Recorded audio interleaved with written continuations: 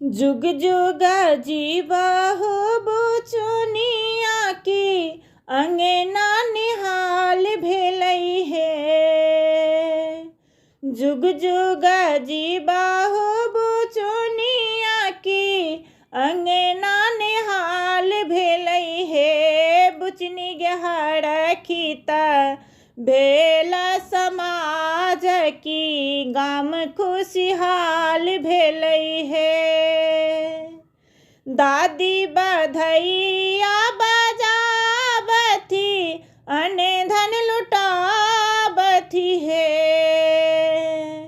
दादी बधैया बजावथी अने धन लुटावथी है। बुचनी गे नानी से हो उत सब के लथी सोहर गावथी है। पढ़ लिखी बनी हाथू काबिल बाबूजी के आन बनिया है। पढ़ लिखी बनी हाथू काबिल बाबूजी के आन बनिया है। बुचनी गे नीक रखिया अपन संस्कार की माए किसान बनिया है। बुचनी गे नीक रखिया अपन संस्कार की माए किसान बनिया है। जहिया सो बनिहा सुहागिने ससुर के ध्यान रखिया है।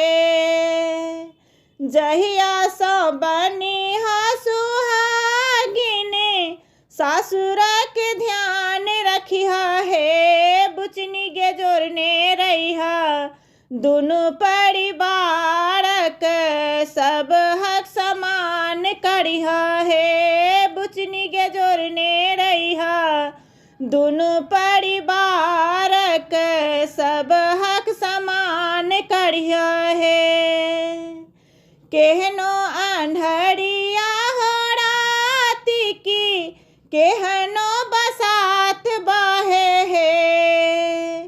केहनो अंधरिया हो राती की केहनो बसात बाहो है। बुचनी गे अपना के अबला न बूझी है कि तोरे सा पड़ात है तई है। बुचनी गे अपना के अबला न बूझी है कि तोरे सा पड़ात है तई है।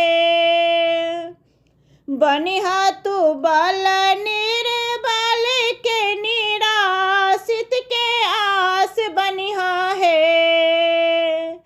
बनिहा तू बल निर्बल के निराशित के आस बनिहा है। बुचनी गे धिया पर बुचनी गे धिया पर लोक कर गौरव तेहन तू काज करिया है।